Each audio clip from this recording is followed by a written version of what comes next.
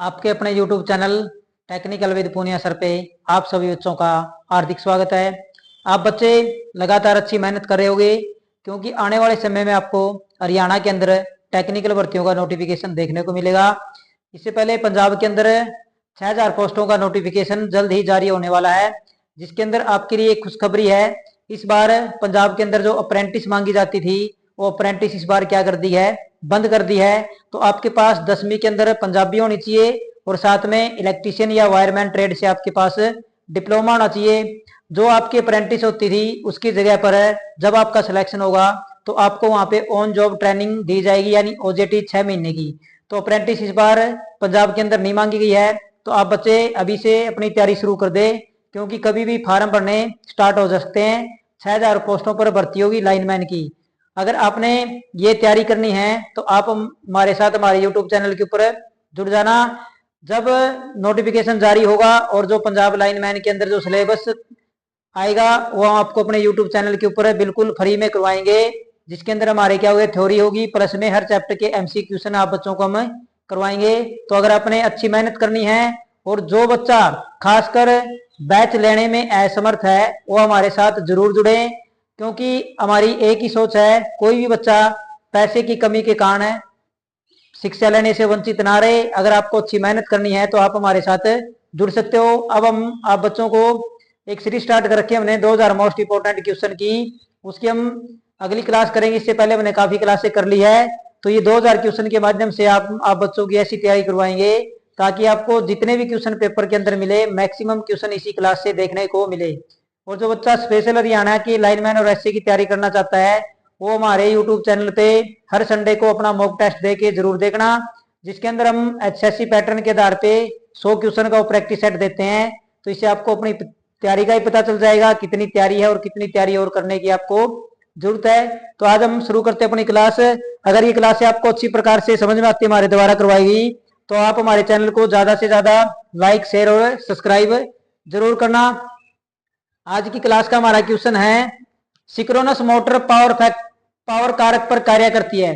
तो हमारे पास जो सिंक्रोनस मोटर होती है वो किस पावर फैक्टर के ऊपर काम करती है। पावर फैक्टर हमारे पास क्या होता है, पावर फैक्टर होता है हमारे पास कोस थीटा। क्या होता है, कोस थीटा। ये होता है एक तो के डब्ल्यू बटे केवीए का अनुपात, एक होता है हमारे पास ये आर बाय जेड का अनुपात, एक होता है ये cosine angle between current end voltage, यानी धारा और वोल्टेज के बीच में बनने वाला कोसाइन एंगल भी क्या कहलाता है, पावर फैक्टर कहलाता है। तो सिंक्रोनस मोटर कौन सी होती है, जो एसी व डीसी दोनों सप्लाई के ऊपर चले हमारी, केवल लीडिंग पावर फैक्टर पे काम करती है, केवल लेगिंग पावर फैक्टर पे, केवल यूनिटी पावर फैक्टर पे, लीडिंग लेगिंग और यूनिटी यानी तीनों पे, केवल शून्य पे। तो हमारे पास सिंक्रोनस कंडेंसर का भी प्रयोग किया था पावर फैक्टर को सुधारने के लिए। तो ये जो हमारी मोटर होती है ये लीडिंग लेगिंग और यूनिटी तीनों पावर फैक्टर के ऊपर क्या करती है, काम करती है सिंक्रोनस मोटर। किसी सिंक्रोनस मोटर में अंटिंग तब होती है जब यह, तो पूछ रहा भाई सिंक्रोनस मोटर के अंदर अंटिंग कब होती है, क्या चीज होती है तब सिंक्रोनस मोटर के अंदर अंटिंग होती है। लोड में अचानक परिवर्तन हो जाए, यानी इसके ऊपर जो लोड स्थापित किया हुआ है उसमें अचानक क्या हो जाए, परिवर्तन हो जाए। लोड स्थिर रहे या इसके ऊपर जो लोड लगा हुआ क्या रहे, स्थिर रहे। वायु अंतराल कम होता है, यानी जब वायु अंतराल क्या हो जाए, कम हो जाए। वायु अंतराल अधिक हो जाए, यानी वायु अंतराल बढ़ जाए। ऑप्शन ई है बेरिंग में घर्षण अधिक हो, यानी बेरिंग क्या हो गया, खराब हो गया, जिसके कारण उसके अंदर क्या हो रहा है, घर्षण अधिक हो रहा है, तब मोटर में क्या होता है भाई, अंटिंग दोष आता है। और कौन सी मोटर में, सिंक्रोनस मोटर में। तो सिंक्रोनस मोटर में अंटिंग दोष कब आता है, जब लोड के अंदर अचानक क्या हो जाए, परिवर्तन हो जाए। क्या हो जाए, जब लोड के अंदर अचानक परिवर्तन होता है तब क्या होता है, अंटिंग दोष आता है।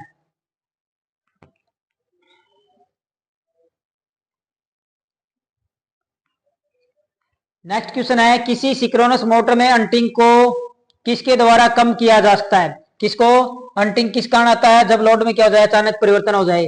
उस अंटिंग को न्यूनतम करना है तो क्या चीज हमें अपनानी पड़ेगी, फ्लाई व्हील का प्रयोग करके, डैम्पर वाइंडिंग का प्रयोग करके, सिंक्रोनाइजिंग पावर के लिए मोटर को डिजाइन करके। किसके लिए, सिक्रोनाइजिंग पावर के लिए मोटर को डिजाइन करके, रोटर स्लॉट को स्कीविंग करके यानी टेढ़ा करके, क्या टेढ़ा करके। इससे कौन सा दोष होता है?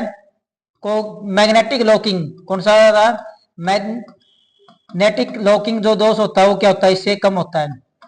कौन सा दोष है? मैग्नेटिक लॉकिंग दोष। इससे क्या होता है? दूर होता है। अगर हमने सिंक्रोनस मोटर में हंटिंग दोष दूर करना है तो हमें क्या करना पड़ेगा? फ्लाई व्हील का प्रयोग करना पड़ेगा, डैम्पर वाइंडिंग का प्रयोग करना पड़ेगा, और सिंक्रोनाइजिंग पावर के लिए मोटर को क्या करना पड़ेगा? डिजाइन। यानी ऑप्शन ए, बी व सी, ऑप्शन नंबर ई हमारा क्या हो जाएगा? राइट आंसर हो जाएगा।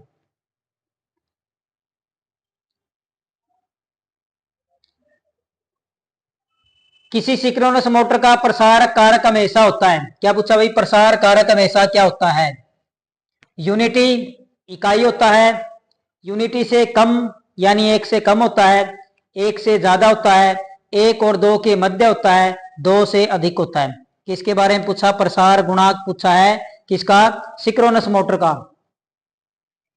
क्या पूछा है? सिंक्रोनस मोटर का प्रसार गुणांक क्या होता है?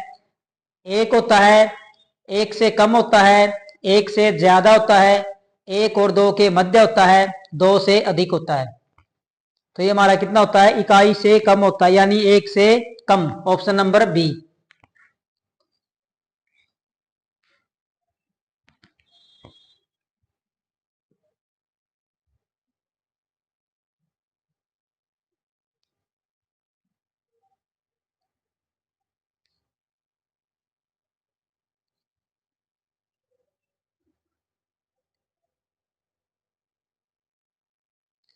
निम्न में से किसमें एक रोटर होता है?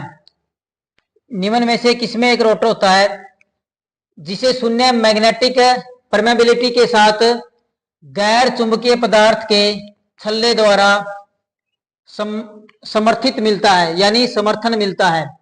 निम्न में से किसमें एक रोटर होता है जिसे शून्य मैग्नेटिक परमेबिलिटी के साथ एक गैर चुंबकीय पदार्थ के छल्ले के द्वारा समर्थित मिलता है? सिलेंड्रिकल स्टेरिसिस मोटर होती है, डिस्क स्टेरिसिस मोटर होती है, परिधात्मक अक्षेत्र स्टेरिसिस मोटर होती है, अक्षीय अक्षेत्र स्टेरिसिस मोटर होती है, और ऑप्शन डी है यानी ये सभी। ऑप्शन ई है यानी ये सभी। तो आपको जितने भी एग्जाम होंगे उनके अंदर ये 5 ऑप्शन देखने को मिलेंगे, और हरियाणा के अंदर खास करके आप 5वां ऑप्शन होगा मैं उत्तर नहीं देना चाहता। तो आपको 5 में से हर ऑप्शन के ऊपर टिक करना पड़ेगा। अगर आपने कोई भी ऑप्शन टिक नहीं किया तो आपके 0.25 नंबर काट लिए जाएंगे। गलत होने पे नहीं कटेंगे, खाली छोड़ने पे आपके क्या करेंगे? नंबर कटेंगे। क्या भाई? अगर आपने कोई भी ऑप्शन नहीं भरा है तो आपके 0.25 नंबर काट लिए जाएंगे हरियाणा के अंदर। अगर आपने उत्तर गलत दिया तो उसकी आपकी नेगेटिव मार्किंग नहीं है। तो किसके अंदर होता है ये होता है हमारे परिधात्मक अक्षेत्र स्टेरिसिस मोटर के अंदर। किसके अंदर होता है? परिधात्मक अक्षेत्र स्टेरिसिस मोटर में।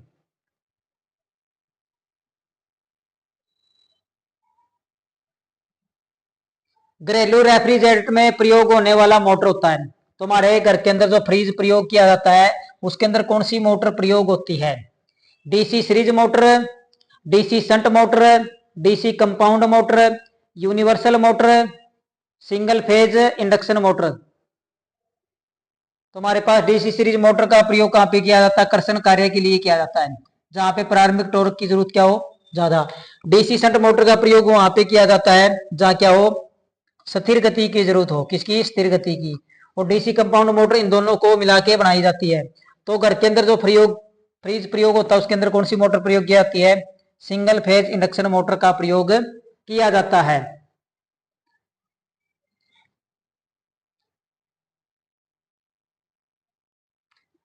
निम्न में से सिंगल फेज मोटर में उत्तम चालक टॉर्क होता है। चालक, तो हमें ये क्वेश्चन इंग्लिश में भी देखना होता है। अगर स्टार्टिंग है या रनिंग है तो दोनों में अलग अलग होता है। अगर आप पूछे स्टार्टिंग, कौन सा स्टार्टिंग टॉर्क पूछे तो कौन सी मोटर का होता है? तो स्टार्टिंग टॉर्क, और एक होता है रनिंग टॉर्क। कौन सा? Running torque. तो कौन सी मोटर के ये दोनों के अलग अलग होते हैं। अगर स्टार्टिंग टॉर्क की बात पूछे तो हमारे पास कौन सी होगी? Capacitor start motor. कौन सी होगी? Capacitor start motor. अगर रनिंग के बारे में पूछे तो हमारे पास कौन सी होगी? कैपेसिटर रन मोटर कौन सी होगी? Capacitor run. यानी चालक टॉर्क कौन सी मोटर का अधिक होता है? तो चालक टॉर्क होता है हमारे पास कैपेसिटर रन मोटर का। कौन सी का होता है? कैपेसिटर रन मोटर का। तीन सिंगल फेज स्टेटर वाइंडिंग, तीन सिंगल फेज स्टेटर वाइंडिंग की दूरी पर विद्युतीय रूप से मोटर के अंदर रखे जाते हैं। तो जो थ्री फेज वाइंडिंग प्रयोग की जाती है उसमें प्रत्येक वाइंडिंग के बीच कोण का अंतर कितने डिग्री होता है? ये काफी बार ये क्वेश्चन पेपर के अंदर पूछा जा चुका है, बहुत बार। तो ये कितने डिग्री का होता है? ये हमारे पास होता है 120 डिग्री का। कितने का होता है? 120 डिग्री का। ये कितने का होता है? जब 6 पोल हो मोटर के अंदर। कितने पोल हो? 6 पोल हो। ये कब होता है? जब 2 पोल हो या 4 पोल हो।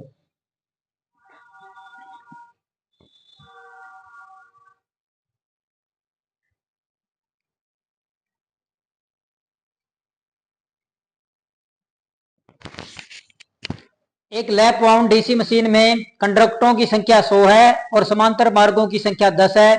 पिच का औसत पता लगाएं। किसका? वही पिच का औसत पता लगाएं। तो हमारे पास क्या होते हैं? कुल कंडक्टरों की संख्या बटे में समांतर पथों की संख्या होती है। कुल कंडक्टरों की संख्या बटे में समांतर पथों की संख्या। तो हमारे पास कितनी है? ये हमारे पास है 100 और हमारे पास समांतर पथ कितने हैं? 10। जीरो से जीरो कैंसिल होगी तो हमारे पास कितने हो गए? 10। कितने हो गए? 10।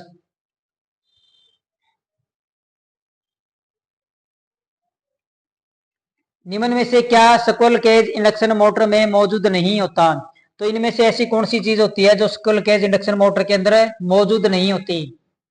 स्लिप रिंग, ब्रश, ए व बी दोनों, स्लोट्स, बी व डी दोनों। तो इनमें से स्क्विरल केज इंडक्शन मोटर के अंदर कौन सी चीज उपस्थित नहीं होती? तो स्क्विरल केज इंडक्शन के मोटर के अंदर हमारे पास स्लिप रिंग नहीं होते। ये किसके अंदर होते हैं? स्लिप रिंग होते हैं स्लिप रिंग मोटर के अंदर। ये भी नहीं होता और क्या नहीं होते? ब्रूस भी नहीं होते। केवल क्या होते हैं? स्लॉट्स होते हैं उसके अंदर। तो ऑप्शन नंबर है सी, यानी बी व सी दो, ए व बी दोनों ही उपलब्ध नहीं होते।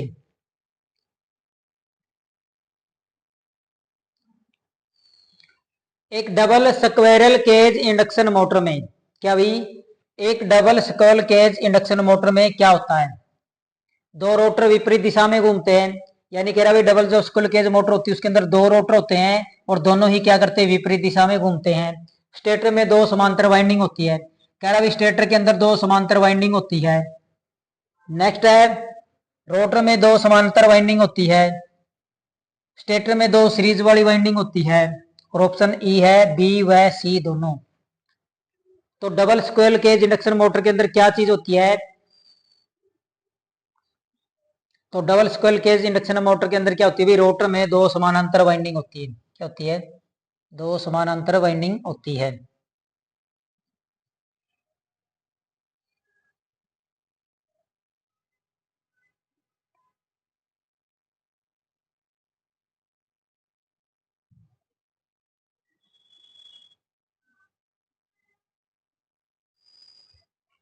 इनमें से कौन से कैपेसिटर में अपेक्षाकृत कम सेल्फ लाइफ होता है?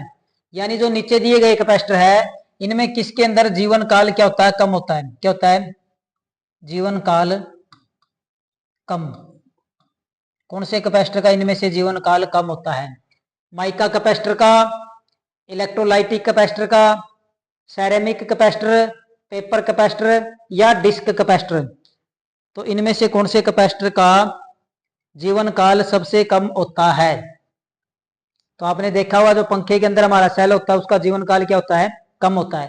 और उसके अंदर हम कौन से कैपेसिटर का प्रयोग करते हैं? उसके अंदर हम करते हैं इलेक्ट्रोलाइटिक कैपेसिटर का। किसका करते हैं? इलेक्ट्रोलाइटिक कैपेसिटर, यानी ऑप्शन नंबर बी।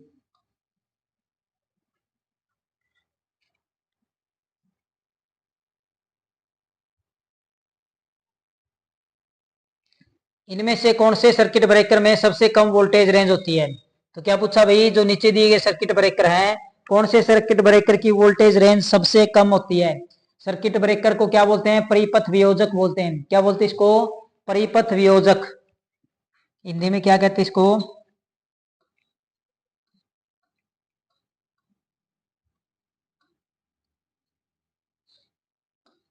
क्या बोलते हैं हिंदी में? परिपथ वियोजक।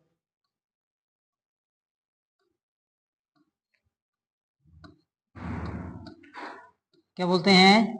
परिपथ वियोजक बोलते हैं। क्या बोलते हैं? परिपथ वियोजक। परिपथ का मतलब होता है सर्किट और वियोजक का मतलब होता है तोड़ने वाला। जो ओवरलोड की स्थिति में शॉर्ट सर्किट की कंडीशन में सर्किट को क्या करता है? ब्रेक करता है। और किसकी मदद से? क्या लगा होता है इसके साथ? रिले। क्या लगा होता है? रिले। क्या होता है? रिले लगा होता है। तो एयर ब्रेक सर्किट ब्रेकर होता है, tank type oil circuit breaker, air blast circuit breaker, SF6 circuit breaker, या ये सभी। तो कौन सा होता है इनमें सबसे कम जिसका वोल्टेज रेंज होता है हमारे पास होता है air brake circuit breaker. ABCB air brake circuit breaker. क्या होता है? Air brake circuit breaker ABC।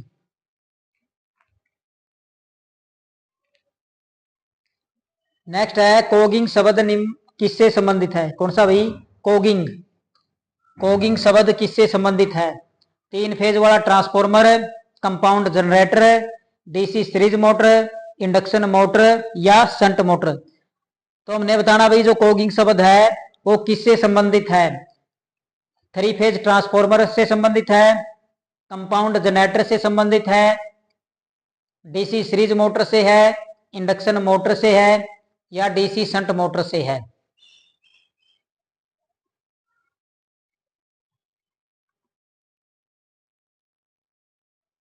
तो कोगिंग जो शब्द है हमारे पास इंडक्शन मोटर से संबंधित होता है। किससे? इंडक्शन मोटर से संबंधित है। किससे है? इंडक्शन मोटर से संबंधित है।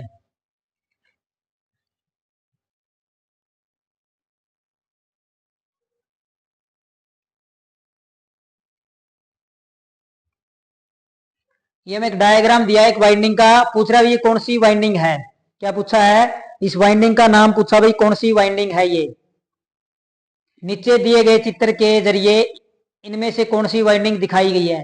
तो पूछा भाई ये कौन सी वाइंडिंग दिखाई गई है? तो हमारे पास इस प्रकार से वाइंडिंग है।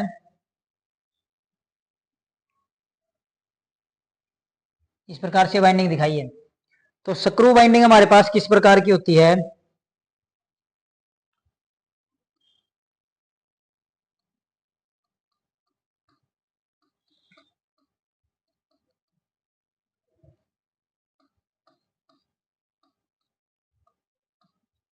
ये हमारे पास होती है स्क्रू वाइंडिंग,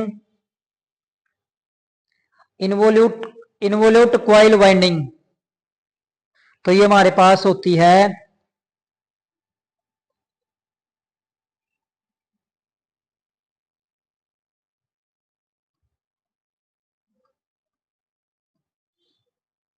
इन्वोल्यूट वाइंडिंग। हमारे पास इस प्रकार से होती है ये। फिर हमारे पास है डायमंड वाइंडिंग। तो डायमंड वाइंडिंग जो हमारे पास होती है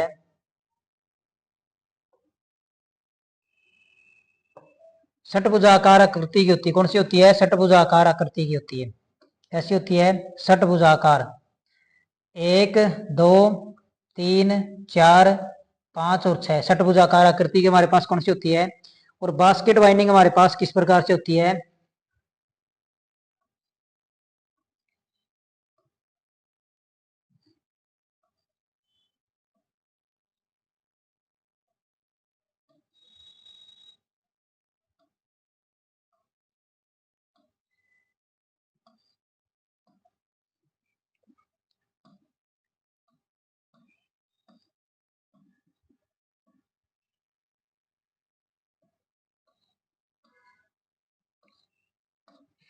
इस प्रकार से हमारे पास क्या होती है? बास्केट वाइंडिंग होती है। कौन सी होती है?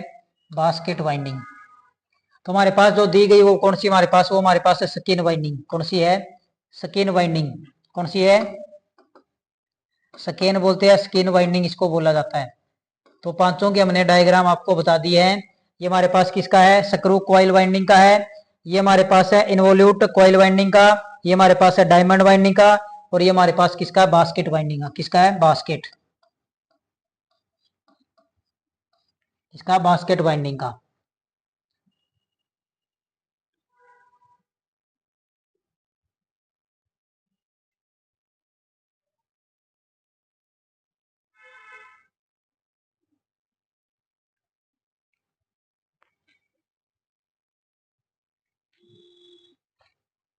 एक एसी स्टेटर वाइंडिंग पर निरंतरता परीक्षण करते समय, यानी कंटिन्यूटी टेस्ट करते समय वाइंडिंग में शॉर्ट सर्किट होने की स्थिति में, यानी क्या वाइंडिंग के अंदर क्या हुई, शॉर्ट सर्किट की स्थिति में सीरीज में जोड़ा गया टेस्ट लैंप रहता है।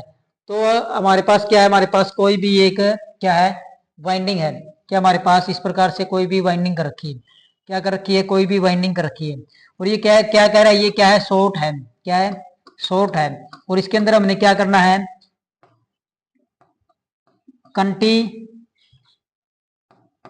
कंटिन्यूटी टेस्ट करना है, क्या करना है, निरंतरता परीक्षण करना है।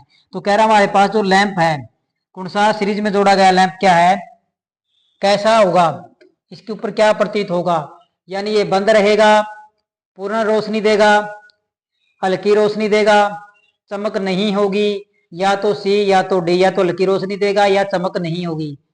तो अगर क्या है, शॉर्ट सर्किट है, तो शॉर्ट सर्किट के अंदर क्या होता है हमारे पास, तो शॉर्ट सर्किट के अंदर हमारे पास जो धारा होती है, क्या होती है, धारा यानी करंट, वो क्या होता है, करंट क्या होता है, अनंत होता है।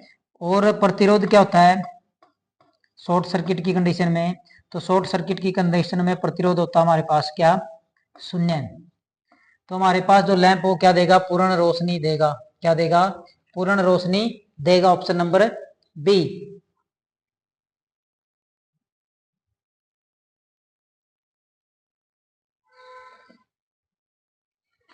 अगर किसी इंडक्शन मोटर के किन्हीं दो फेजों को आपस में बदल दिया जाता है तो क्या है, अगर किसी इंडक्शन मोटर के किन्हीं दो फेजों को आपस में बदल दिया जाता है तो क्या होगा।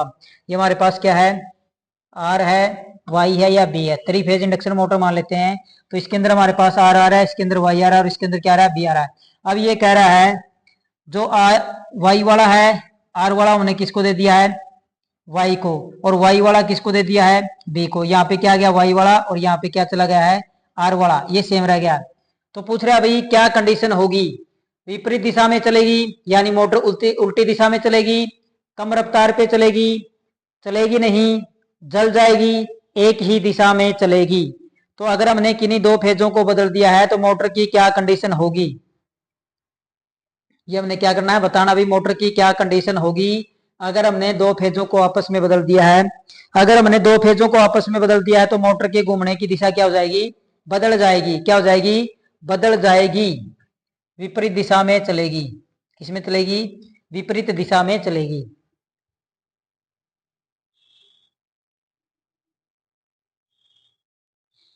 किसी सर्किट में प्रत्यक्ष पावर से वास्तविक पावर का अनुपात क्या कहलाता है।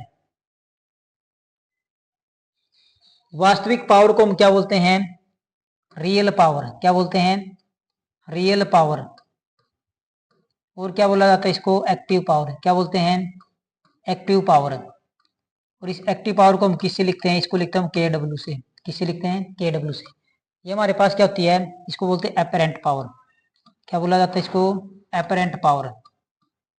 और एपरेंट पावर को हम क्या बोलते हैं, आभासी शक्ति, क्या बोलते हैं, आभासी शक्ति। अब ये कह रहा है हमारे पास के डब्ल्यू बाई, इसको किससे लिखते हैं, हम इसको लिखते हैं केवीए से, किससे लिखते हैं, केवीए से। तो ये पूछ रहा के डब्ल्यू बटे केवीए, इसके अनुपात को हम क्या बोलते हैं, पावर फैक्टर बोलते हैं, रिएक्टेंस बोलते हैं, प्रतिबाधा, सुरक्षा कारक, पावर रेटिंग।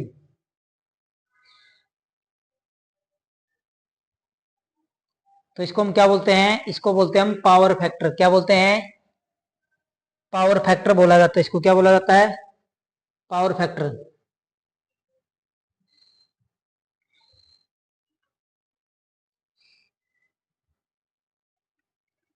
किसी इंडक्शन मोटर का संपूर्ण वृत्ताकार चित्र, क्या भाई हमारे पास कोई इंडक्शन मोटर है, उसका संपूर्ण वृत्ताकार चित्र से प्राप्त डाटा से बनाया जा सकता है। हमने क्या कर दिया भाई, कोई संपूर्ण चित्र बना दिया मोटर का, और इससे हमने क्या प्राप्त किया है, डाटा, क्या प्राप्त किया है, डाटा। तो डाटा प्राप्त किया है, तो उससे क्या बनाया जा सकता है, no load test, blocked rotor test, stator resistance test, dielectric test, केवल ए बी और सी, यानी no load test, blocked rotor test, stator resistance test. तो क्या बनाया जा सकता है, तो इससे जो हमारी चीज बनती है वो हमारे पास क्या बनती है भाई, केवल ए बी और सी, यानी तीनों।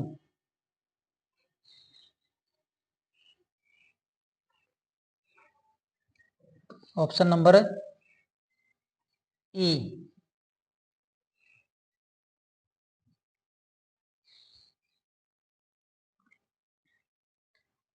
इंडक्शन मोटर पर ब्लॉक्ड रोटर टेस्ट का इस्तेमाल किसका पता लगाने के लिए किया जाता है?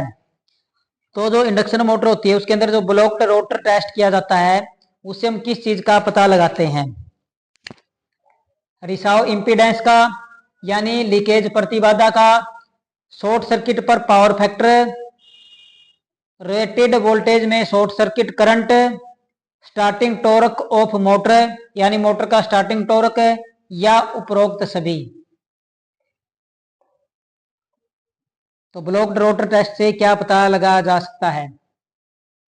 तो इससे हमारे पास क्या पता लगाया जाता है? रिसाव इंपीडेंस भी करते हैं, शॉर्ट सर्किट पावर फैक्टर भी करते हैं, रेटेड वोल्टेज में शॉर्ट सर्किट करंट भी ज्ञात करते हैं, स्टार्टिंग टॉर्क ऑफ मोटर ये भी ज्ञात करते हैं, यानी ऑप्शन नंबर ई, ये सभी टेस्ट किए जाते हैं।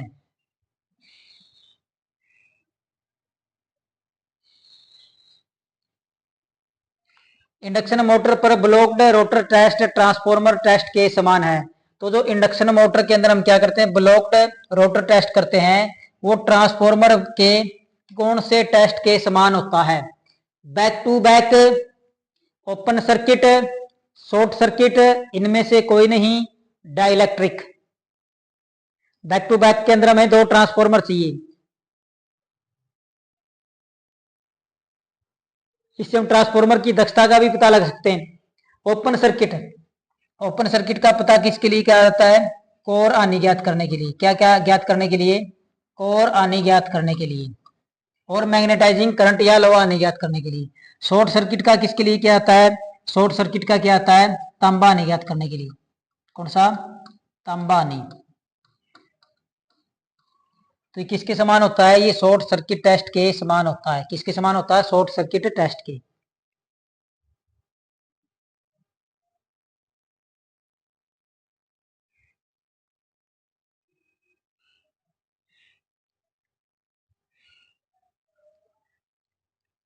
ट्रांसफॉर्मर में होने वाला इनमें से कौन सा नुकसान इंडक्शन मोटर के ब्लॉक रोटर टेस्ट में बहुत अधिक होता है?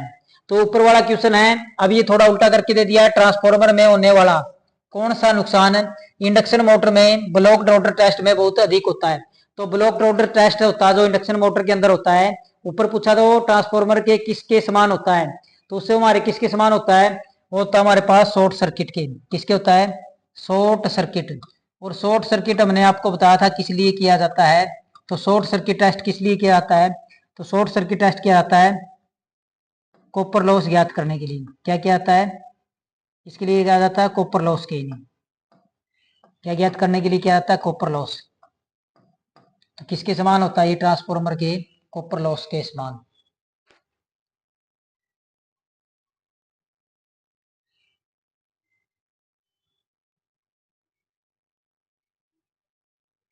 किसी इंडक्शन मोटर का टॉर्क निर्भर करता है। तो टॉर्क होता है, टॉर्क को हम क्या बोलते हैं? घुमाव बल। क्या बोलते हैं? घुमाव बल। क्या बोलते हैं? घुमाव बल। तो जो इंडक्शन मोटर का टॉर्क होता है, टॉर्क इसको लिखा जाता है किससे? टॉर्क इसको लिखा जाता है। किस पर निर्भर करता है? स्टेटर द्वारा उत्पन्न फ्लक्स, यानी स्टेटर के अंदर जो चुंबकीय फ्लक्स बनेगा उसके ऊपर निर्भर करता है। प्रति फेज रोटर करंट पे निर्भर करता है, रोटर पावर फैक्टर पर करता है, इंपीडेंस ऑफ रोटर साइड पे करता है, या सभी के ऊपर करता है। तो जो इंडक्शन मोटर का टॉर्क हो इन सभी के ऊपर क्या करता है? निर्भर करता है। क्या? इन सब के ऊपर क्या करता है? निर्भर करता है।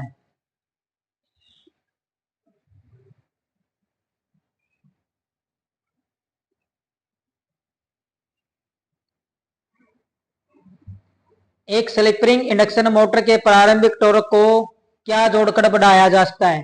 तुम्हारे पास कौन सी स्लिप रिंग इंडक्शन मोटर है, उसका जो प्रारंभिक टॉर्क है क्या जोड़कर बढ़ाया जा सकता है? रोटर में बाहरी इंडक्टेंस जोड़ के, रोटर में बाहरी प्रतिरोध जोड़कर, रोटर में बारी धारिता जोड़कर ए व बी दोनों, ए और सी दोनों। तो हमारे पास जो स्लिप रिंग इंडक्शन मोटर होती है उसको चलाने के लिए हम कौन से स्टार्टर का प्रयोग करते हैं? क्या है?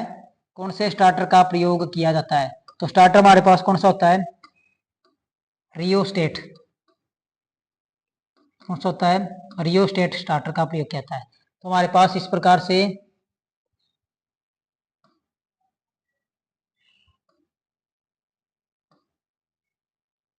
हमारे पास ये होता है रेजिस्टेंस रियोस्टेट। ये हमारे पास क्या होता है? स्लिप रिंग इंडक्शन मोटर को चलाने के लिए प्रयोग किया जाता है। और ये किसके अंदर स्थापित किया जाता है? ये होता है हमारे पास रोटर के अंदर। किसके अंदर स्थापित किया जाता है? रोटर। तो यहां से जब इसके अंदर क्या ये प्रतिरोध डाला जाता है तो इसके अंदर धारा क्या जाएगी? धारा जाएगी शुरुआत में कम। किसके कारण? प्रतिरोध के कारण, जिसके कारण इसका टॉर्क क्या हो जाता है? उच्च हो जाता है। तो रोटर में बाहरी प्रतिरोध जोड़ के, किसके अंदर है? रोटर में बाहरी प्रतिरोध जोड़कर इसका क्या स्टार्टिंग टॉर्क को बढ़ाया था? किसके? स्लिप रिंग इंडक्शन मोटर के।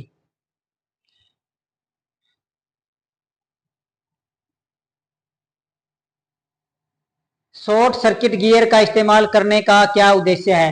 किसका भाई? शॉर्ट सर्किट गियर का इस्तेमाल करने का क्या उद्देश्य है? स्लिप रिंग में रोटर को शॉर्ट सर्किट करना, स्टार्टर में प्रारंभिक प्रतिरोध को शॉर्ट सर्किट करना, मोटर के स्टेटर फेज को शॉर्ट सर्किट करके स्टार कनेक्शन बनाना। इनमें से कोई नहीं, बी व सी दोनों। तो जो शॉर्ट सर्किट गियर का प्रयोग किया जाता है वो स्लिप रिंग इंडक्शन के मोटर के अंदर किया जाता है। और उसका काम क्या होता है? जो हमारे पास स्लिप रिंग होती है किसके अंदर है? रोटर के अंदर है। उनको क्या करना होता है? शॉर्ट सर्किट करना होता है ताकि प्रारंभिक धारा को नियंत्रित करके प्रारंभिक टॉर्क क्या किया जाए? उच्च प्राप्त किया जा सके। क्या किया जा सके? उच्च प्राप्त किया जा सके। Option number A. कौन सा? Option number A.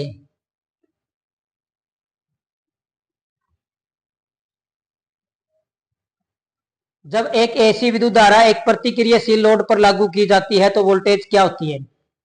क्या भाई? जब एक एसी विद्युत धारा एक प्रतिक्रियाशील लोड पर लागू की जाती है तो वोल्टेज क्या होती है? तो प्रतिक्रियाशील का मतलब हमारे पास हो गया यहाँ पे रिएक्टेंस। क्या हो गया? रिएक्टेंस यानी किसका? XL। क्या होगा भाई? XL लोड पर लागू की जाती है तो वोल्टेज क्या होती है? विद्युत धारा के साथ फेज में। ये कब होती है? ये होती है जब R पर क्या लगाओ? केवल सर्किट के अंदर R। विद्युत धारा के साथ विद्युत धारा के साथ 90 फेज से बाहर, विद्युत धारा के साथ 120 फेज से बाहर, विद्युत धारा के साथ 180 फेज से बाहर, विद्युत धारा के साथ फेज 360। तो हमारे पास क्या होती है? XL की कंडीशन में हमारे पास ये होता है IL और ये हमारे पास होता है VL। तो क्या होती है?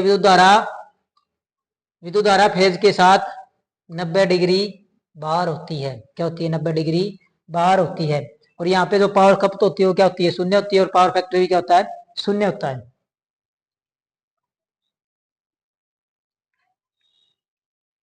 वायु की पैरावैद्युतिक शक्ति क्या है? डाइलेक्ट्रिक स्ट्रेंथ क्या है? किसकी? वायु की डाइलेक्ट्रिक स्ट्रेंथ क्या है?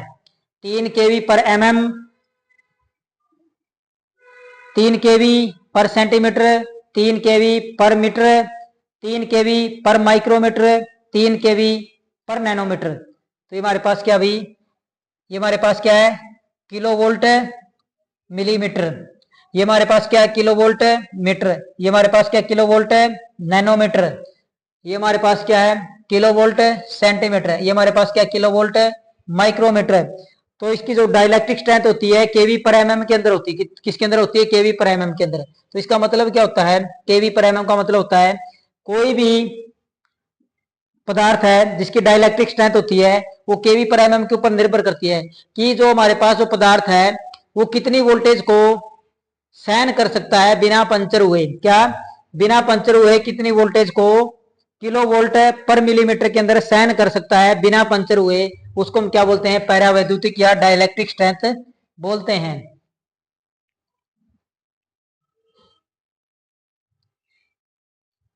निम्नलिखित में से किस पदार्थ की सकारात्मक संवेदनशीलता बहुत उच्च होती है? क्या भाई?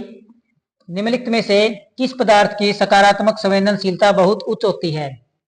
विषम चुंबकीय पदार्थ की, लोह चुंबकीय पदार्थ की, समचुंबकीय पदार्थ की, एंटी चुंबकीय लोह पदार्थ की, सी और डी दोनों। यानी जो चुंबकशीलता होती है वो एक से अधिक किसकी होती है? किसके बारे में पूछा? चुंबकशीलता के बारे में पूछा, किसकी अधिक होती है?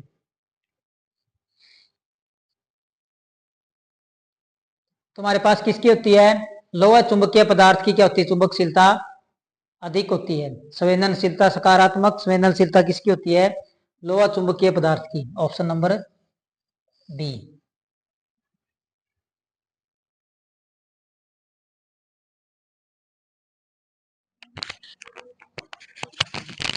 नेक्स्ट क्वेश्चन है, निम्नलिखित में से कौन सा घटक विद्युत आवेश के रूप में ऊर्जा संग्रहित करता है? क्या पूछा है? निम्नलिखित में से कौन सा विद्युत घटक आवेश के रूप में ऊर्जा संग्रहित करता है? प्रेरक, प्रतिरोध, संधारित्र, ट्रांसफॉर्मर, जनित्र। तो प्रेरक हमारे पास क्या होता है? इंडक्टर। इंडक्टर की इकाई क्या होती है? प्रेरक होती है। और प्रतिरोध की इकाई क्या होती है? ओहम होती है। क्या होती है? ओहम होती है। किससे लिखते हैं इसको? आर से लिखते हैं। इसको लिखते हैं हम एल से, और इसको लिखते हैं हम सी से। किससे लिखते हैं? सी से। और इसका मात्रक क्या होता है? इसका मात्रक होता है फेराड। क्या होता है? फेराड इसका क्या होता है? मात्रक होता है। ट्रांसफॉर्मर क्या काम करता है? एक स्तर की वोल्टेज को दूसरे स्तर की वोल्टेज में बदलता है बिना आवर्ती और पावर को चेंज किए। और ये फेराडे के ईएमआई के सिद्धांत के ऊपर क्या करता है? काम करता है। इलेक्ट्रोमैग्नेटिक इंडक्शन के सिद्धांत के ऊपर क्या करता है? काम करता है। ये जनित्र क्या होता है? ये वो हमारे पास क्या देता है? हमें एसी वोल्टेज उत्पन्न करके देता है। कौन? जनित्र।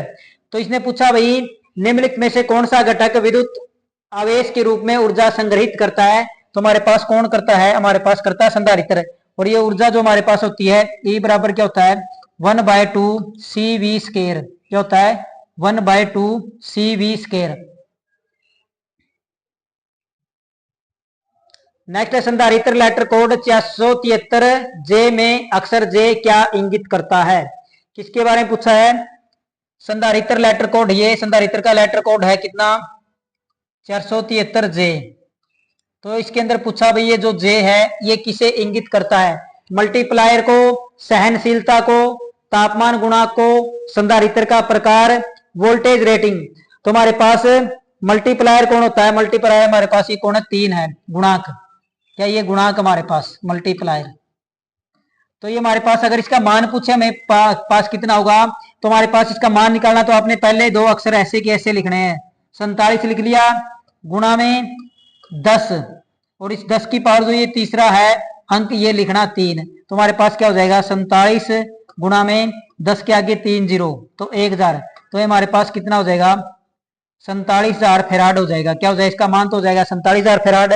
और जो इसके अंदर जे अक्षर होता है ये क्या करता है? इसकी सहनशीलता को प्रदर्शित करता है। किसको प्रदर्शित करता है? सहनशीलता को। किसको प्रदर्शित करता है? सहनशीलता को। प्रतिक्रिया को किसमें मापा जाता है? किसको? प्रतिक्रिया को किसमें मापा जाता है? प्रतिक्रिया क्या होती है? रिएक्टेंस को किसके अंदर मापा जाता है? ओहम के अंदर, फेरड के अंदर, हर्ट्ज के अंदर, हेनरी के अंदर, वेबर के अंदर। तो हमारे पास हर्ट्ज के अंदर किसको मापा जाता है? आवर्ती को। इसमें किसको मापा जाता है? प्रतिरोध को। किसमें? प्रतिरोध। किसको मापा जाता है? प्रतिरोध को। हर्ट्ज में किसको मापा जाता है? आवर्ती को। चुंबकीय फ्लक्स को। किसको? चुंबकीय फ्लक्स को। फेराड में किसको मापा जाता है? संधारित्र को। किसको? संधारित्र को। किसको मापा जाता है? संधारित्र को। हेनरी में किसको मापा जाता है? प्रेरक को। किसको मापा जाता है? प्रेरक को। अब ही पूछा है रिएक्टेंस को। किसको पूछा है? रिएक्टेंस को, प्रतिक्रिया को किसमें मापा जाता है? तो हमारे पास क्या होता है? जो ओहम इकाई होती है हमारे पास वो किस किस की होती है? ओहम हमारे पास होती है प्रेरणीय प्रतिघात। किसकी होती है? प्रेरणीय प्रतिघात। प्रेरणीय प्रतिघात। कैपेसिटिव प्रतिघात। कैपेसिटिव प्रतिघात। और किसकी होती है? प्रतिबाधा की। किसकी होती है? प्रतिबाधा की। तो इन सभी की इकाई क्या होती है? ओम। तो प्रतिक्रिया को भी किसके अंदर मापा जाता है? प्रतिक्रिया को भी ओम के अंदर मापा जाता है। यदि एक संधारित्र 10 वोल्टेज पर यदि एक संधारित्र 10 वोल्टेज पर 0.12 कूलाम स्टोर करता है, चार्ज स्टोर करता है, तो इसकी अक्षमता क्या होगी? अक्षमता का मतलब इसकी पूछा भाई धारिता क्या होगी। क्या पूछा? धारिता। धारिता क्या होगी? तुम्हारे पास क्या होता है? हमारे पास होता है क्या वो बराबर में CV। क्या होता है ये आपने याद रखना, क्या वो बराबर में CV। तो ये भी हमें कितना दिया है? 10 वोल्टेज दिया। क्या हुआ? हमें कितना दिया है? 0.12 कूलाम। तो हमसे पूछा का क्या यहाँ पे हमसे पूछा ये C धारिता। तो ये हमारे पास क्या हो जाएगी? क्या वो बटे में V। क्या वो हमारे पास कितना है? 0.12 बटे में क्या हो जाएगा? 10। 10 तो एक पॉइंट छोड़ के और क्या लग जाएगी हमारे पास? 0.012 फेराड। क्या हो जाएगी? 0.12 फेराड। ऑप्शन नंबर देख लो इसके अंदर कौन सा है? 24 24 8 6 4। तो हमारे पास कौन सा है? ऑप्शन नंबर डी हमारे पास क्या हो जाएगा? राइट आंसर हो जाएगा।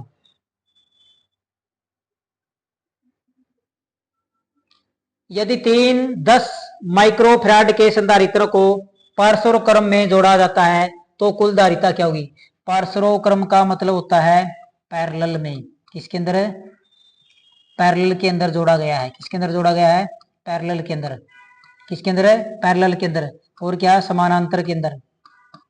तो समानांतर के अंदर जो कैपेसिटर होते हैं हमारे पास वो किसके होते हैं? सीरीज प्रतिरोध के समान होते हैं। किसके होते हैं? सीरीज प्रतिरोध के। किसके समान होते हैं? सीरीज प्रतिरोध के समान। ये बात भी आपने याद रखनी है, पेपर में काफी बार पूछा जा चुका है। सीरीज प्रतिरोध के समान। समांतर में जुड़े कैपेसिटर किसके होते हैं? सीरीज प्रतिरोध के समान होते हैं। तो हमारे पास RT इस प्रकार से होता है, R1 प्लस में R2 प्लस में R3। तो यहाँ पे हमारे पास क्या पूछा भाई? CT। ये किसका होता है? ये सीरीज के अंदर होते हैं। किसमें? सीरीज में प्रतिरोध। ये क्या पूछा भाई? CT capacitance. C1 प्लस में C2 प्लस में C3 ये किसके अंदर होते हैं? पैरेलल के अंदर। किसके अंदर होते हैं? पैरेलल के अंदर।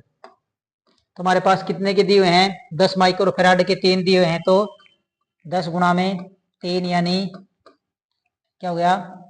30 माइक्रोफैराड हमारे पास क्या आ जाएगा? उत्तर आ जाएगा। या 10 प्लस 10 प्लस 10 तो कितने हो गए? 30।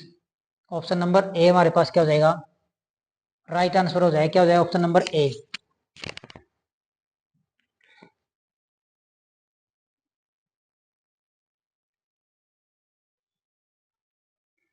निम्नलिखित में से कौन सा संधारित्र सामान्य रूप से उपयोग किया जाता है? तो पूछा भाई निम्नलिखित में से कौन सा संधारित्र सामान्य रूप से उपयोग किया जाता है जहां डीसी या पल्सेटिंग डीसी वोल्टेज होती है? डीसी या पल्सेटिंग डीसी उपलब्ध होती है वोल्टेज, वहां पे कौन से संधारित्र का प्रयोग किया जाता है सामान्य रूप से? सिरेमिक संधारित्र का, पेपर संधारित्र का, वायु संधारित्र का, माइका संधारित्र का, विद्युत अपघटय संधारित्र का। तो कौन से संधारित्र का प्रयोग किया जाता है? सिरेमिक, पेपर, वायु, माइका, विद्युत अपघटय। तो वहां पे विद्युत अपघटय संधारित्र का प्रयोग किया जाता है। इसका विद्युत अपघटय संधारित्र का प्रयोग किया जाता है।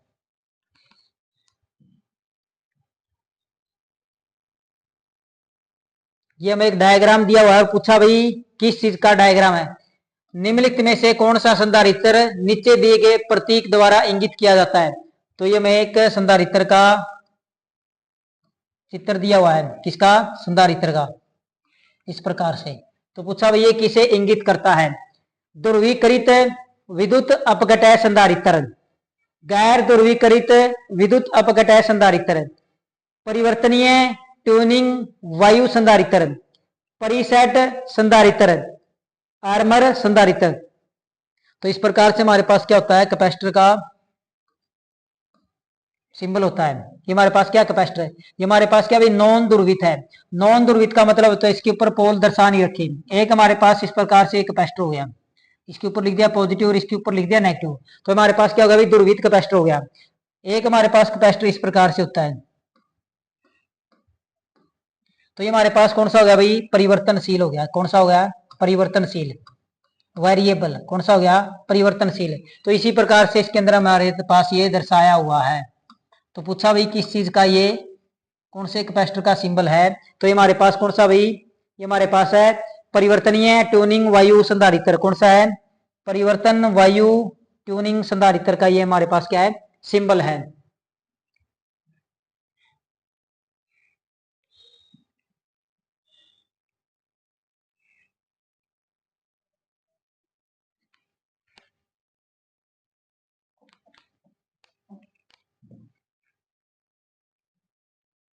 पूरी तरह से आवेशित पूरी तरह से आवेशित संधारित्र में विद्युत धारा के प्रवाह क्या होगा? अगर हमारे पास क्या भाई कोई भी क्या है कैपेसिटर है, क्या अभी कैपेसिटर हमारे पास ही क्या हो गया? पूरी तरह से क्या हो गया है? पूरी तरह से चार्ज क्या हो गया है? पूरी तरह से क्या हो गया है? चार्ज हो गया है। तो इसमें पूछ रहा है भाई विद्युत धारा क्या होगी? क्या होगी? विद्युत धारा के बारे में पूछ रहा है। किसके बारे में पूछ रहा है? विद्युत धारा के बारे में। पूरी तरह से आवेशित संधारित्र में विद्युत धारा का प्रवाह क्या होता है? विद्युत धारा का प्रवाह रुक जाता है, यानी हमारे पास जब कैपेसिटर क्या हो जाता है? पूर्ण रूप से चार्ज हो जाता है तो विद्युत धारा का प्रवाह रुक जाता है। विद्युत धारा का प्रवाह 2 गुना हो जाता है। विद्युत धारा का प्रवाह इसके मूल मान से आधा हो जाता है। विद्युत धारा का प्रवाह इसके मूल मान से 1/4 हो जाता है। विद्युत धारा का प्रवाह इसके मूल मान का 5वां भाग हो जाता है। तो ये कंडीशन पूछ रहा है, अगर हमारे पास क्या है कैपेसिटर है और वो पूरी तरह से क्या हो गया है? चार्ज हो गया है, तो उसमें धारा की क्या कंडीशन होगी? क्या होगी उसके अंदर? धारा की क्या कंडीशन होगी? अगर हमारे पास कैपेसिटर पूरी तरह से चार्ज हो गया है तो उसके अंदर विद्युत धारा का प्रवाह नहीं होगा। क्या हो जाएगा? विद्युत धारा का प्रवाह रुक जाएगा। ऑप्शन नंबर ए क्या हो जाएगा? रुक जाएगा।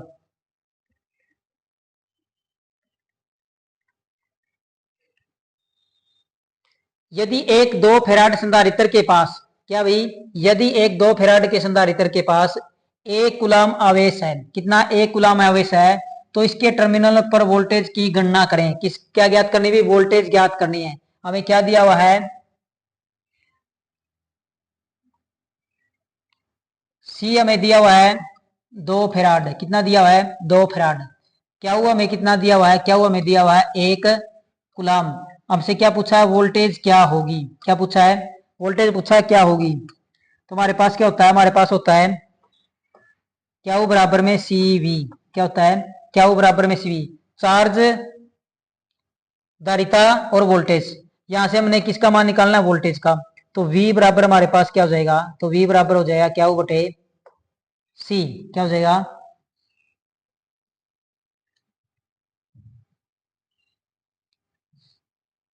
क्या हो जाएगा? V बराबर हमारे पास क्या हो जाएगा? क्या वो बटे में सी। तो क्या वो हमारे पास कितना है? 1 कूलम है और चार्ज कितना है? धारिता कितनी? 2। तो ये हमारे पास कितना आएगा? 0.5 वोल्टेज। कितनी आएगी? 0.5 वोल्टेज आएगी, टर्मिनल वोल्टेज। यानी option number A. Option number A हमारे पास क्या हो जाएगा? राइट आंसर हो जाएगा।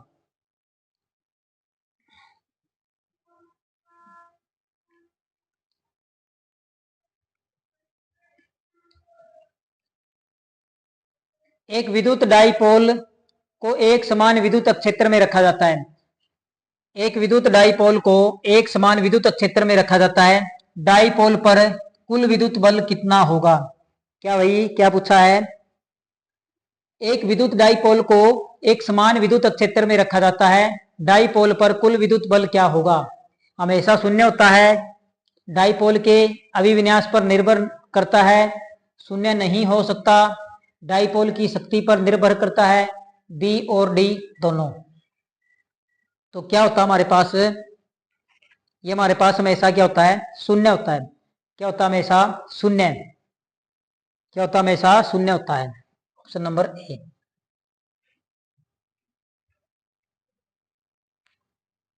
नेक्स्ट है सर्किट ब्रेकर का मूल कार्य क्या है? किसका? सर्किट ब्रेकर का मूल कार्य क्या है? सीबी। परिपथ वियोजक का मूल कार्य क्या होता है? आरक उत्पन्न करना, आसपास की वायु को आयनीकृत करना, आरक द्वारा वोल्टेज संचारित करना, आरक को निर्वापित करना, सर्किट को क्रियाशील करना। तो ये हमारे पास एक तो होता है ए सी बी। क्या होता है? सर्किट ब्रेकर ए सी बी। एक होता है वी सी बी। एक होता है ओ सी बी। एक होता है ए बी सी बी, एक होता है एम सी बी, एक होता है आर सी सी। तो हमारे पास क्या होता है, इनकी फुल फॉर्म भी आपसे पेपर में पूछी जा सकती है। एसीबी क्या होता है, एयर सर्किट ब्रेकर, क्या होता है, एयर सर्किट ब्रेकर। वीसीबी क्या होता है, वॉल्यूम सर्किट ब्रेकर, क्या, वॉल्यूम सर्किट ब्रेकर। ओसीबी क्या होता है, ऑयल सर्किट ब्रेकर। एबीसीबी क्या होता है, air blast circuit breaker. MCB क्या होता है, मिनिएचर सर्किट ब्रेकर। आरसीसीबी क्या होता है, रेजिडुअल करंट सर्किट ब्रेकर। तो इसका काम क्या होता है, इसका कारण है जो आर्क उत्पन्न होती है उसको निर्वापित करना या उसको क्या करना, खत्म करना, इसका क्या होता है, कार्य होता है। क्या होता है इसका कार्य, उसको खत्म करना होता है।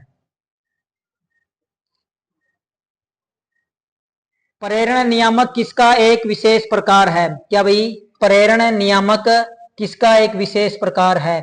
ट्रांसफॉर्मर का, डायोड का, जनरेटर का, ट्रांजिस्टर का, संशोधक का। संशोधक हमारे पास क्या होता है भाई, रेक्टिफायर, दिष्टकारी, जो एसी को डीसी में बदलने के लिए प्रयोग किया जाता है।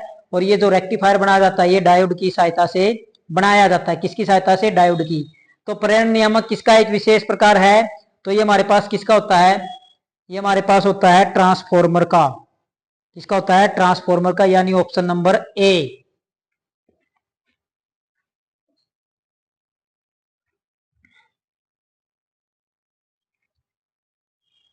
ट्रांसफॉर्मर को ओपन सर्किट टेस्ट क्या निर्धारित करने के लिए किया जाता है, क्या भाई, ट्रांसफॉर्मर पर ओपन सर्किट, ओपन सर्किट यानी खुला परिपथ, कौन सा, खुला परिपथ जो परीक्षण है वो क्या ज्ञात करने के लिए किया जाता है। कोर हानि, हिस्टेरिसिस हानि, कॉपर हानि, एडी विद्युत धारा हानि, बी व सी दोनों। तुम्हारे पास ये क्या ज्ञात करने के लिए क्या आता है, कोर हानि ज्ञात करने के लिए क्या आता है, कॉपर हानि ज्ञात करने के लिए कौन सा, शॉर्ट सर्किट, कौन सा, शॉर्ट सर्किट, लघु परिपथ, कौन सा, लघु परिपथ।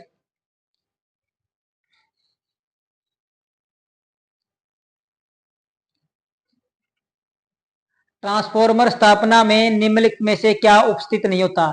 जब हम ट्रांसफॉर्मर की स्थापना करते हैं तो इनमें से कौन सी चीज उपलब्ध नहीं होती, संरक्षक, ब्रीदर, बुकोल्ज रिले, उत्तेजक, टेप परिवर्तक। तो ये पूछा भाई इनमें से ट्रांसफॉर्मर का भाग कौन सा नहीं है, क्या पूछा भाई, ट्रांसफॉर्मर का भाग कौन सा नहीं है। तो हमारे पास क्या होता है भाई, ब्रीथर होता है, बुकोल्ज रिले होता है, टेप परिवर्तक होता है या टेप चेंजर होता है। अब बच गए दो हमारे पास, क्या बच गया, एक तो उत्तेजक होता है और एक क्या बच गया, संरक्षक। तो इनमें से आपने क्या देना, उत्तर देना है। तो हमें पता भाई उत्तेजक क्या होता है, उत्तेजक हमारे पास होता है एक्साइटर, क्या होता है, एक्साइटर, क्या होता है, एक्साइटर। तो ट्रांसफॉर्मर को उत्तेजक की जरूरत नहीं होती, किसको, ट्रांसफॉर्मर को उत्तेजक की जरूरत नहीं होती। तो हमारा उत्तर क्या हो जाएगा, उत्तेजक। तो इसके अंदर संरक्षक भी क्या होता है, एक भाग होता है। इस प्रकार से भी आप उत्तर दे सकते हो। तो एक्साइटर का प्रयोग किसके अंदर किया जाता है, अल्टरनेटर के अंदर। जो एक छोटा डीसी शंट जनरेटर होता है उसका उपयोग किया जाता है उत्तेजक के रूप में। एक ट्रांसफॉर्मर में तापमान निर्धारित करने के लिए निम्नलिखित में से कौन से परीक्षण का उपयोग किया जाता है, क्या पूछा भाई,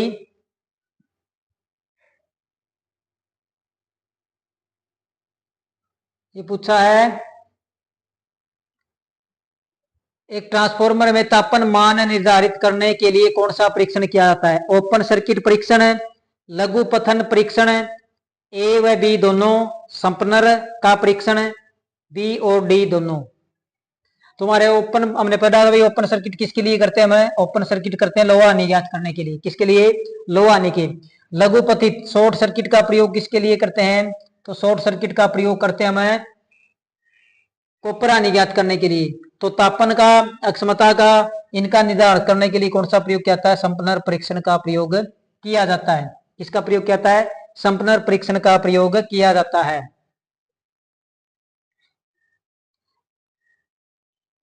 एक बिजली ट्रांसफार्मर में तांबे की अक्षति के लिए लोहा अक्षति का अनुपात होता है।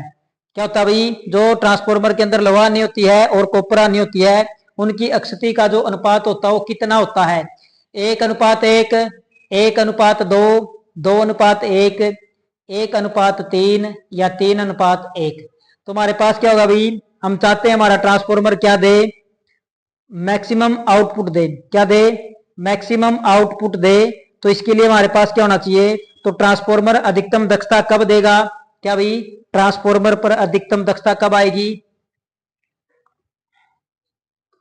क्या आएगी, अधिकतम दक्षता किसकी, ट्रांसफॉर्मर की, अधिकतम दक्षता ट्रांसफॉर्मर की तो कब होगी, जब हमारे पास क्या होगा, लोहा नहीं बराबर में क्या हो जाएगी, तांबा नहीं, क्या हो जाएगी, लोहा नहीं बराबर में क्या हो जाएगी, तांबा नहीं, और क्या होगी, स्थिर आनी, क्या हो जाएगी, स्थिर आनी बराबर में अस्थिर आनी, क्या हो, अस्थिर आनी। तो तब हमारे पास क्या होगा, ट्रांसफॉर्मर अधिकतम दक्षता देगा। तो इनका अनुपात क्या होता है, 1:1, क्या होता है, 1:1।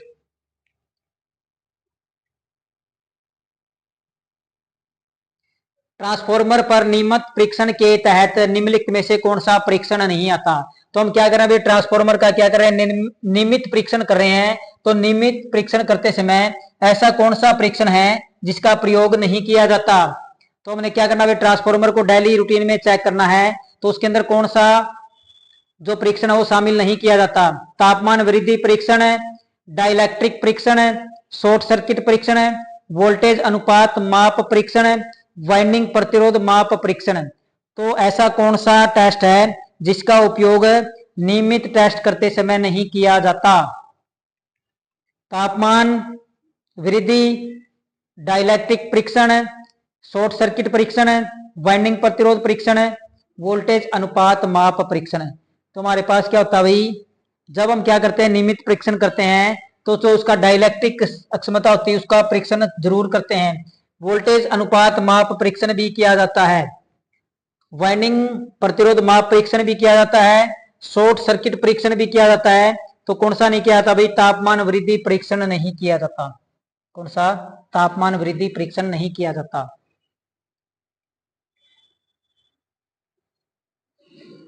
तीन चरण ट्रांसफॉर्मर में स्टार कनेक्शन के मामले में चरण करंट मूल्य के बराबर होता है। तुम्हारे पास क्या होता है भाई, तुम्हारे पास क्या, 3 फेज ट्रांसफॉर्मर है, उसमें स्टार कनेक्शन के मामले में जो करंट मूल्य के बराबर होता है, यानी हमारे पास IL और किसके बारे में पूछा, IPH, और कनेक्शन कौन सा है, स्टार कनेक्शन है। तो स्टार कनेक्शन के अंदर हमारे पास क्या होता है, ये दोनों बराबर होते हैं, क्या होते हैं, दोनों बराबर होते हैं, यानी लाइन करंट के क्या होता है, बराबर होता है फेज करंट। तो ये हमारे किसके अंदर होता है, ये हमारे पास होता है डेल्टा के अंदर, किसके अंदर है, डेल्टा के अंदर होता है ये करंट, किसके अंदर होता है, डेल्टा के अंदर। एक ट्रांसफॉर्मर में चुंबकीय प्रवाह का मार्ग होना चाहिए, क्या पूछा भाई, एक ट्रांसफॉर्मर में चुंबकीय प्रवाह का मार्ग होना चाहिए, चुंबकीय प्रवाह का मतलब फ्लक्स, फ्लक्स के लिए कैसा मार्ग होना, फ्लक्स के लिए कैसा मार्ग होना चाहिए, उच्च प्रतिरोध वाला, उच्च अनिच्छा, निम्न प्रतिरोध, निम्न अनिच्छा, निम्न चुंबकीय अनुगम। तो ये प्योर हिंदी के अंदर दिया हुआ, आपको इंग्लिश के अंदर भी चेक करना होता है। ये हमारे पास क्या होता है, रेजिस्टेंस, ये हमारे पास क्या होता है, उच्च अनिच्छा का मतलब होता है रिलैक्टेंस, क्या, रिलैक्टेंस, क्या मतलब होता है इसका, रिलैक्टेंस। जैसे हमारे पास धारा के रास्ते में बाधा उत्पन्न कौन करता है, प्रतिरोध करता है, वैसे ही चुंबकीय रास्ते में जो बाधा उत्पन्न करता है उसको हम क्या बोलते हैं, रिलैक्टेंस बोलते हैं, या क्या बोलते हैं, प्रतिष्ठम, क्या बोलते हैं, प्रतिष्ठम। तो हमारी जो चुंबकीय लाइनें क्या है, अधिक से अधिक सेकेंडरी वाइंडिंग के अंदर जाए, तो इसलिए जो चुंबकीय प्रवाह का मार्ग क्या होना चाहिए, निम्न अनिच्छा वाला होना चाहिए, निम्न रिलैक्टेंस वाला होना चाहिए, कौन सा होना चाहिए, निम्न रिलैक्टेंस वाला होना चाहिए। एक ट्रांसफॉर्मर में इस्तेमाल लेमिनेशन की मोटाई आमतौर पर होती है। तो जो ट्रांसफॉर्मर की कोर बनाई जाती है उनके अंदर लेमिनेशन की जाती है, तो उनकी मोटाई आमतौर पर होती है 0.3 mm से 0.5 mm, 4 mm से 5 mm, 14 mm से 15 mm, 25 mm से 40 mm या 40 mm से ऊपर। तो हमारे पास क्या होता है भाई, बवरदारा आनी को घटाने के लिए, किसको, बवरदारा आनी को, किसको, बवरदारा आनी, बवरदारा आनी घटाने के लिए, एडी करंट लॉस घटाने के लिए किसका प्रयोग किया जाता है, लेमिनेशन का, किसका किया जाता है,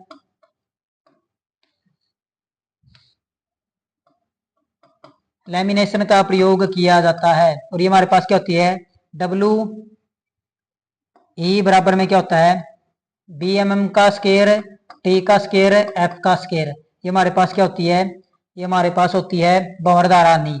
तो हमारे पास ये क्या होती है, टी क्या होती है, थिकनेस होती है, एफ क्या होती है, आवृत्ति, और बी एम क्या होता है, अधिकतम चुंबकीय फ्लक्स घनत्व। और जो इसकी मोटाई होती है 0.35 से 0.5 mm तक होती है। कितने तक होती है, 0.5 mm तक, यानी ऑप्शन नंबर ए।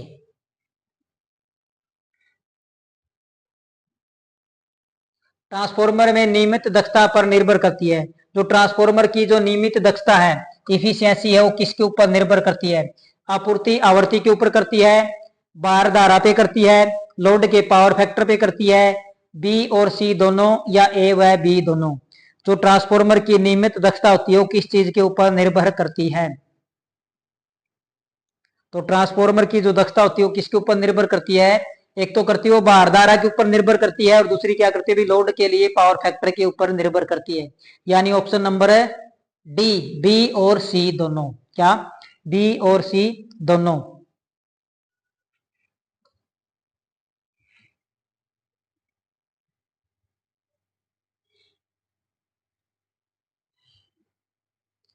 ट्रांसफॉर्मर में सौर सतर परीक्षण को कहा जाता है। तो ट्रांसफॉर्मर के अंदर जो सौर सतर का परीक्षण होता है उसको क्या कहा जाता है, नमूना परीक्षण, विशेष परीक्षण, सामान्य परीक्षण, डाइलेक्ट्रिक परीक्षण, लघु पठन परीक्षण। तो सौर परीक्षण को अन्य किस नाम से जाना जाता है। तो ट्रांसफॉर्मर काफी इंपॉर्टेंट है, जो लाइनमैन लगेगी उनको ट्रांसफॉर्मर के बारे में, हर चीज के बारे में पता होना चाहिए, क्योंकि जो लाइनमैन लगेगा उसका जो मैक्सिमम कार्य होता है वो ट्रांसफॉर्मर के ऊपर ही होता है। किसके ऊपर होता है, ट्रांसफॉर्मर के ऊपर। तो इसके क्वेश्चन भी पेपर के अंदर ज्यादा पूछे जाने की संभावना है। पिछले एग्जाम के अंदर भी 4 से 5 क्वेश्चन पूछे गए थे ट्रांसफॉर्मर के अंदर से। तो आपने काफी अच्छे तरह से स्टडी करना है, हर एक क्वेश्चन के बारे में अपने डिटेल से जानकारी लेनी है। तो ट्रांसफॉर्मर के अंदर जो सौर स्तर का परीक्षण होता है उसको हम किसके नाम से जानते हैं, तो उसको हम नमूना परीक्षण के नाम से भी जानते हैं। किसके नाम से जानते हैं, नमूना परीक्षण के नाम से भी जानते हैं। यदि हमारी जो 2000 क्वेश्चन की सीरीज चली हुई थी उसकी नेक्स्ट क्लास, अगर आपको ये क्लासें अच्छे प्रकार से समझ में आई है तो आप हमारे साथ जुड़ सकते हो, और खास करके वो बच्चे हमारे साथ जरूर जुड़े जो बैच लेने में क्या है, असमर्थ है। तो जिसको बैच बेचने हैं उसको जल्दी रहती हुई भर्ती आने वाली है।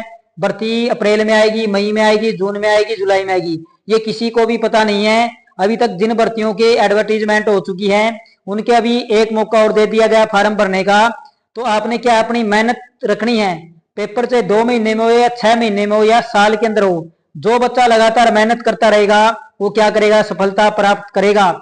तो जिसको बैच लेके पढ़ाई करनी वो बैच लेके भी पढ़ाई कर सकता है, और जिसको फ्री के अंदर पढ़ाई करनी है तो वो हमारे साथ जरूर जुड़ सकता है, जो बैच लेने में असमर्थ है। हम अपने YouTube चैनल के ऊपर आप बच्चों को फ्री में सारा कंटेंट उपलब्ध करवाएंगे। बहुत अच्छी मेहनत हम आप बच्चों को करवाएंगे ताकि कोई भी बच्चा सिलेक्शन लेने से वंचित ना रहे। अगर ये क्लासें आपको अच्छे प्रकार से समझ में आती है तो आप हमारे चैनल को ज्यादा से ज्यादा लाइक, शेयर और सब्सक्राइब करना और हमारे साथ जुड़े रहना। धन्यवाद।